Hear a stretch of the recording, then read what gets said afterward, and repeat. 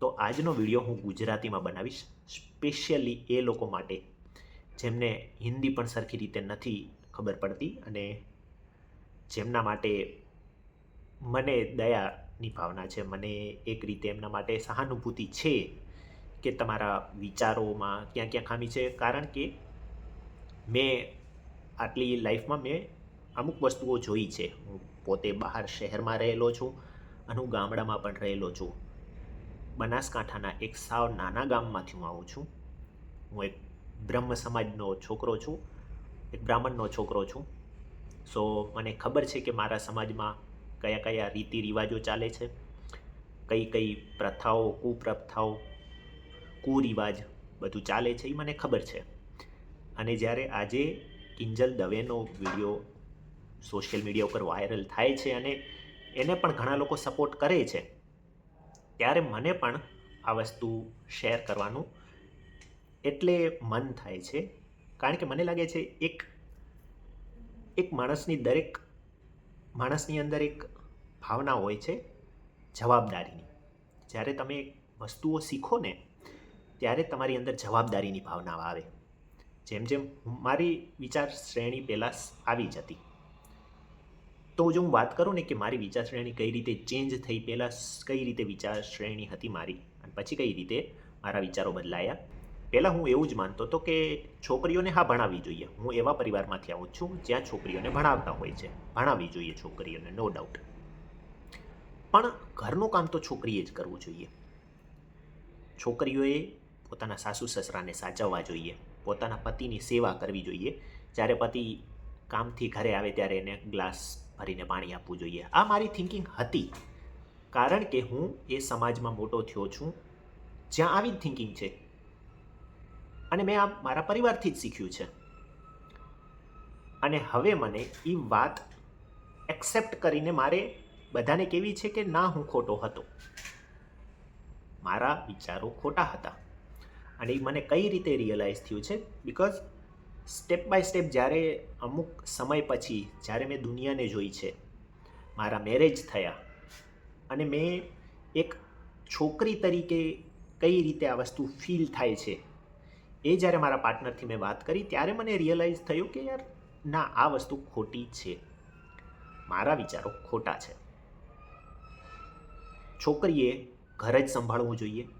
છોકરીએ, કારણ કે મારી જ્ઞાતિમાં એ પણ છે કે છોકરીએ ઘૂંઘટ રાખવું જોઈએ, છોકરીએ લાજ કાઢવી જોઈએ, જે આપણી ભાષામાં કહેવાય છે. આ સારી છોકરીની નિશાનીઓ છે મારા સમાજ પ્રમાણે. મારા સમાજની અંદર જો છોકરી એકદમ પોતાનું શરીર ઢાંકીને રહેતી હોય, જો ઘરનું કામ કરતી હોય, પોતાના મા બાપની, પોતાના સાસુ સસરાની, પોતાના હસબન્ડની સેવા કરતી હોય, કાંઈ ચૂ કે ચા ન કરે, તો એ સારી છોકરી. જો છોકરી બહારે જાય છે કામ કરવા માટે, જો છોકરી અમુક ટાઈપના કપડાં નથી પહેરતી, જો એ પોતાનું કરિયર ઉપર ફોકસ કરી રહી છે, તો આવી છોકરીઓને સમાજમાં એક આદર્શ નારી નથી સમજવામાં આવતી. એમને એમ કહેવામાં આવે છે કે તમે બરાબર નથી. હવે જ્યારે કોઈ છોકરીને તમે વારંવાર કહેશો, એ કેટલું સ્ટ્રગલ કરશે, કેટલું સમજશે. અને હું સમજાવું છું કે આ કેટલી ભયંકર વિચાર શ્રેણી છે આપણી, એ હું તમને સમજાવું છું કે જ્યારે આપણે કોઈ છોકરીને એમ કહીએ છીએ કે તારે બહારે ન નીકળવું જોઈએ, કારણ કે શું છે સમાજમાં એવું છે કે છોકરી સમાજની અથવા ઘરની ઇજ્જત છે. લાઈક છોકરી કોઈ એક ઘરેણું છે જેને આપણે પેટીમાં પૂરીને રાખવી જોઈએ, તિજોરીમાં પૂરીને રાખવી જોઈએ. એને કોઈ ચોરી જશે તો, એને કંઈ કરી દેશે તો આપણી ઇજ્જત શું રહેશે? એક છોકરીને તમે ઇજ્જત સાથે જોડી દીધી છે. એના કરિયરનું, એની ઈચ્છાઓનું, એને શું જોઈએ છે આપણે પૂછતા જ નથી. મેં ઘણા વિડીયો જોયા છે જેમાં બ્રહ્મ સમાજના આગેવાનો એવું કહે છે કે આપણો સમાજ તો દીકરીઓને માન આપે છે. કઈ રીતે માન આપે છે આપણો સમાજ? આપણે દીકરીઓ માટે શું કર્યું છે? કારણ કે હું બહાર ભણેલો છું, મને ખબર છે કે દીકરીઓ કેટલું ભણે છે, કેટલું આગળ વધી રહી છે, અને મેં મારા સમાજને જોયેલો છે. અને આ કડવું સત્ય છે, મને પણ બહુ ખરાબ લાગે છે, પણ આપણો સમાજ દીકરીઓની ઇજ્જત નથી કરતો. આપણો સમાજ દીકરીઓ માટે કંઈ જ ખાસ નથી કરતો. જેટલું દીકરાને આપણે માન આપીએ છીએ એટલું દીકરીઓને નથી આપતા, આપણે સ્વીકારવું પડશે. અને આ બહુ જ ખરાબ વિચાર શ્રેણી એટલે છે કારણ કે જ્યારે આપણે એમ કહી દઈએ છીએ કે છોકરીએ પોતાનું ધ્યાન રાખવું પડશે, છોકરીએ આવા કપડાં નહીં પહેરવાના, છોકરીએ આવી રીતે નહીં રહેવાનું, કારણ કે છોકરાઓ તો આવા જ હોય છે. મારા સમાજમાં મેં ઘણી જગ્યાએ એવું સાંભળેલું છે અને એવી રીતે વાતો કરતી, ઇવન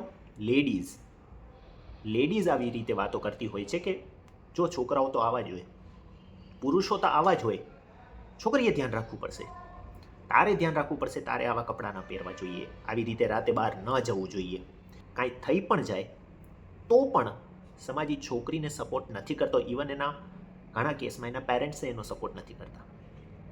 જસ્ટ આપણે એમ કહી દઈએ છીએ કે પણ તો તારે ધ્યાન રાખવું જોઈએ, છોકરાઓ તો આવા જોઈએ. કેમ છોકરાઓ આવા હોય?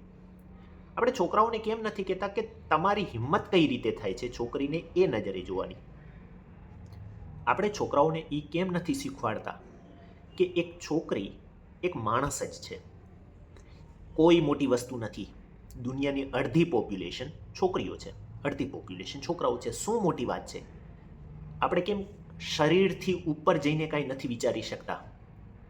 આપણને જ્યારે કોઈ છોકરી દેખાય છે તો એના જસ્ટ શરીરને કેમ જોઈએ છીએ? આપણે એમ કેમ નથી વિચારતા કે આની અંદર શું ટેલેન્ટ હશે, આ કઈ વિષયમાં, કયા સાહિત્યમાં આગળ હશે, એ ડાન્સર હશે, એ બી પેઇન્ટર હશે, ટેનિસ રમતી હશે. કોઈ છોકરીને આપણે એની ટેલેન્ટથી, એની કાબિલિયતથી કેમ જજ નથી કરતા? કેમ ડાયરેક્ટ એના શરીરથી જ આપણે એને જજ કરીએ છીએ, એના કપડાથી કેમ જજ કરીએ છીએ? કારણ કે આપણી માનસિકતા એટલી છીછરી છે. આ મને બહુ જ લેટ સમજમાં આવ્યું છે, બહુ જ લેટ આ સમજણ મારામાં આવી છે કે છોકરી અને છોકરો જસ્ટ શરીરના અમુક ભાગથી જ અલગ છે, બાકી બંનેની અંદર કોઈ જ ફેર નથી.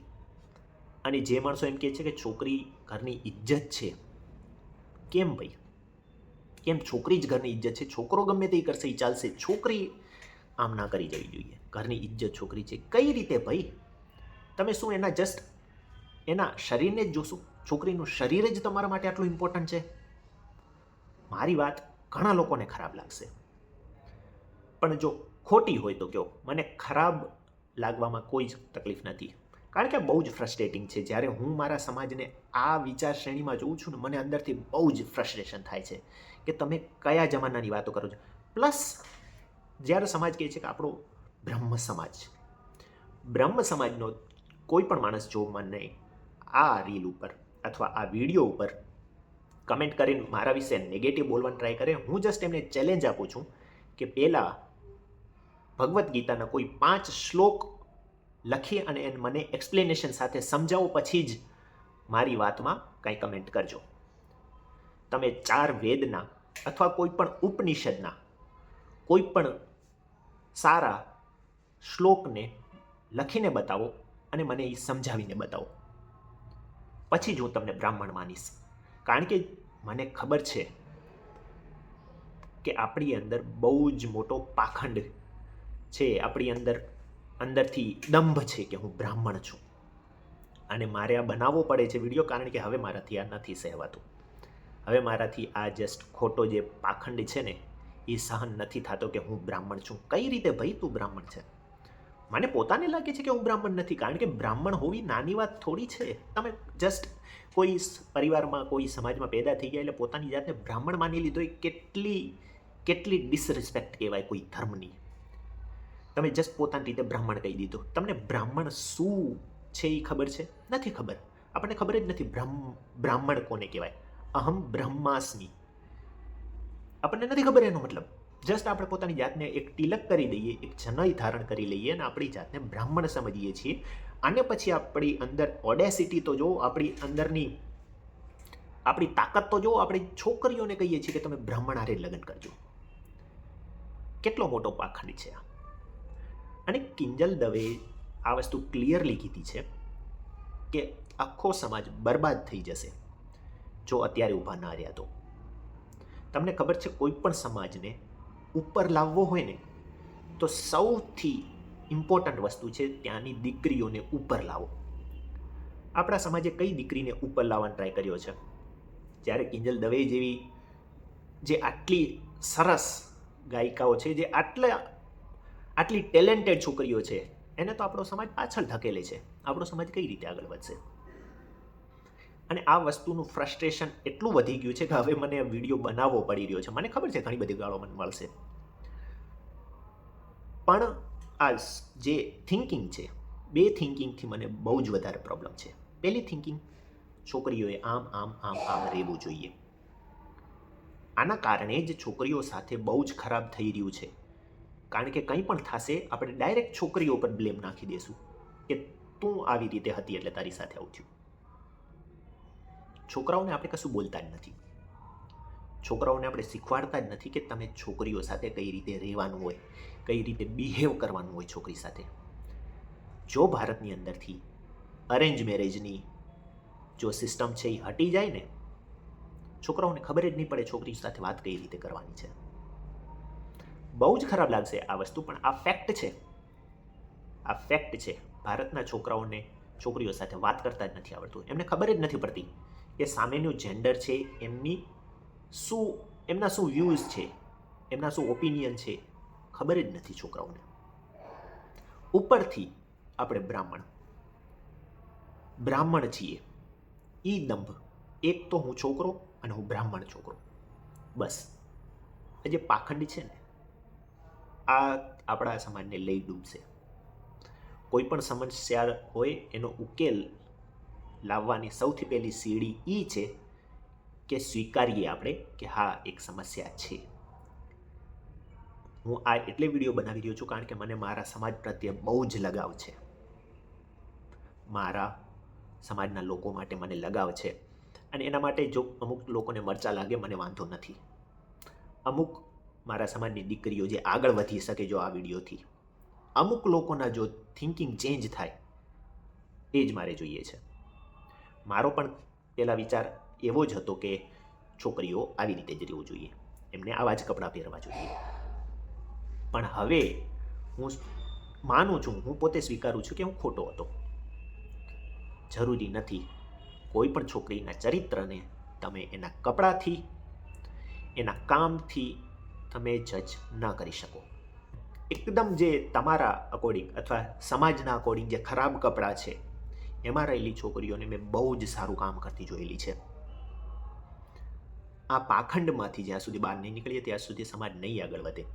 અને મને ખબર નથી પડતી આપણે એ જૂના જમાનાની પ્રથાને કેમ પકડીને બેસવું છે, કેમ આપણે સમય સાથે પરિવર્તન નથી લાવવું. જો તમે એટલું જ પકડીને બેસો તો પહેલાંના જમાનામાં એવું માનવામાં આવતું હતું કે બ્રાહ્મણે સમુદ્રને ન ઓળંગવો જોઈએ. તો કેમ હવે આપણે અમેરિકા જઈને પ્રાઉડ ફીલ કરીએ છીએ? આ જે ટેકનોલોજી છે એનો તો આપણે સરસ ઉપયોગ કરીએ છીએ. ત્યાં તો આપણને એમ નથી થતું કે ના ભાઈ આ નવી વસ્તુને અમે નહીં અપનાવીએ, કારણ કે આ તો આપણા ફાયદા માટે છે તો આપણે નહીં બોલીએ. તમને ખબર છે આ બધું ચાલી કેમ રહ્યું છે સમાજની અંદર? કારણ કે આપણને ઇઝી છે. આપણા માટે બોલવું બહુ ઇઝી થઈ જાય કે હું બ્રાહ્મણ છું, કારણ કે બ્રાહ્મણોને તો બહુ વધારે રિસ્પેક્ટ મળે. આપણા માટે ઇઝી છે કે આપણે છોકરીઓને કહી દઈએ કે તમે આવી રીતે રહ્યો, કારણ કે હું તો પુરુષ છું ને. પુરુષ માટે તો બહુ ઇઝી છે. એટલે આપણે ચેન્જ થવા નથી માંગતા, કારણ કે જ્યારે ચેન્જ થવાનું આવશે ને ત્યારે આપણે કોમ્પિટિશન વધશે. ત્યારે છોકરાઓએ છોકરીઓ સાથે કોમ્પિટિશન કરવી પડશે, બ્રાહ્મણોએ બીજી જ્ઞાતિઓ સાથે કોમ્પિટિશન કરવી પડશે. એટલે આપણે પોતાની જાતને ઉપર જ માની લીધા છે કે અમે તો ઉપર જ છીએ. કઈ રીતે આપણે ઉપર છીએ? જો હજી આપણે ન સુધર્યા ને તો એક સમય આવશે કે બ્રાહ્મણોને રિઝર્વેશનની જરૂર પડશે. કારણ કે આપણે ભણવાનું તો ક્યારનું મૂકી દીધું. ભલે આપણે કહેતા હોઈએ આપણે બ્રાહ્મણ છીએ, ભણવાનું આપણે ક્યારનું મૂકી દીધું છે. જે જ્ઞાન બ્રાહ્મણનું જે ખાલી એક ચિહ્ન હોય, જો આપણે એમ કહેતા કે બ્રાહ્મણનો એક ગુણધર્મ હોય તો એ છે જ્ઞાન. એને તો આપણે ક્યારનું મૂકી દીધું છે. તો આપણે શાના બ્રાહ્મણ? અમે મર્દ. આપણા સમાજનો આ એક બીજો સૌથી મોટો એક પાખંડ છે કે આપણે મર્દ છીએ. અમે બંગડીઓ નથી પહેરી, છોકરીઓ જોબ ઉપર જશે. મર્દ છો ને તમે, તો મર્દ કઈ રીતે સ્ત્રીને સાચવે એ તમે જો તમારા પુરાણ વાંચ્યા હોય, અથવા આપણે આપણા દેવોને જોઈએ, ભગવાનને જોઈએ, કોઈ પણ દેવને જોઈ લો તમે, એમણે પોતાની સ્ત્રીને કઈ રીતે રાખી છે? એ જ મર્દ હતા ને, એ તો પોતે મર્દ હતા, તો એ પણ પોતાની સ્ત્રી સામે ઝૂકીને રહેલા છે. આપણને શરમ સાની આવે છે મને ખબર નહીં, છોકરીઓ સામે અથવા સ્ત્રીની સામે ઝૂકતા આપણને સાની શરમ આવે છે? કેમ જો કોઈ હસબન્ડ પોતાની વાઈફ માટે સપોર્ટ લેતો, પોતાની વાઈફનો સપોર્ટ કરતો હોય, એના માટે સ્ટેન્ડ લેતો હોય, તો કેમ આપણે એને વહુ ઘેલો કહી દઈએ છીએ? કેમ એ એની વાઈફનો સપોર્ટ ના કરી શકે? દરેક છોકરીએ કમાવવું જોઈએ, જો એને ઘર સાચવવું છે એ એની મરજી હોવી જોઈએ. દરેક છોકરાએ છોકરીની રિસ્પેક્ટ કરવી જોઈએ, એટલી જ રિસ્પેક્ટ કરવી જોઈએ જેટલી એક બીજા છોકરાની થાય છે રિસ્પેક્ટ. દરેક મા બાપે છોકરા અને છોકરીની ઇક્વલ રિસ્પેક્ટ કરવી જોઈએ. શું ફરક પડે છે કે એ કયું શરીર છે, છોકરીનું શરીર છે કે છોકરાનું શરીર છે? શું ફરક પડે છે? મને ખબર નથી પડતી આમાં ફરક શું પડે છે. કઈ રીતે કોઈક એક જેન્ડર ઉપર તમારી આખી પરિવારની ઇજ્જત ટકેલી છે? કઈ રીતે? અને તમારી પરિવાર અથવા તમારા જ્ઞાતિ અથવા ધર્મની બસ ઇજ્જત આવી ટૂંચી ઇજ્જત છે કે જે જસ્ટ બીજાના સમાજમાં, બીજા જ્ઞાતિમાં લગ્ન થવાથી તમારી ઇજ્જત ખોરવાઈ જશે, તમારી ઇજ્જત જતી રહેશે? જસ્ટ આટલી ટૂંચી ઇજ્જત છે આપણી? આ ચોખ્ખી ડિસરિસ્પેક્ટ છે આપણા ધર્મની, આપણા સમાજની જ ડિસરિસ્પેક્ટ છે.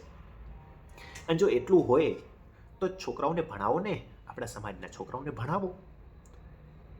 કેમ આપણી છોકરીઓ, જો તમારા એવા વિચાર હોય કે છોકરીઓ બહાર ન જવી જોઈએ બીજા જ્ઞાતિમાં, તો છોકરાઓને કેમ નથી એ કાબિલ બનાવતા? કે છોકરીઓને ઓપ્શન તો હોય. જે છોકરા સાથે કિંજલ દવેના સગાઈ થઈ છે, એના જેવો છોકરો એને જ્યારે આપણા સમાજમાં ન મળ્યો હોય ત્યારે બીજા સમાજમાં ગઈ હોય, તો ત્યાં તો આપણને ખોટું લાગવું જોઈએ ને કે યાર આપણા સમાજમાં કેમ એવા છોકરાઓ નથી? આપણા સમાજમાં કેમ એ લેવલના છોકરાઓ નથી? અને હું તો સપોર્ટ કરું છું કે ભાઈ જ્યાં ગમે ત્યાં છોકરીએ પોતાના મેરેજ, પોતાના પાર્ટનર ચૂઝ કરી શકે છે, કોઈ જ પાબંદી ના હોવી જોઈએ. પાછું સમાજમાં કેવું છે કે તમે બીજા જ્ઞાતિની હજી છોકરી લાવી દો એ ચાલશે, આપણી દીકરીઓ બીજા જ્ઞાતિમાં ના જવી જોઈએ. કેમ ભાઈ? શું છોકરી તમારું ધન છે? તમારી જાગીર છે છોકરી? કે તમારી સંપત્તિ છે, એના ઉપર તમારો હક છે, એવું છે? તો પછી તમે કયા મોઢે એવું કહો છો કે છોકરીની અમે બહુ જ રિસ્પેક્ટ કરીએ છીએ, અમે આદર કરીએ છીએ સ્ત્રીનો? કયા મોઢેથી તમે કહો છો આ વસ્તુ? બધા પાખંડ છે અને આનાથી ઉપર આવવું પડશે. આજ નહીં આવે, કાલ નહીં આવો, ક્યાર સુધી આંખો બંધ કરીને બેઠા રહેશું આપણે?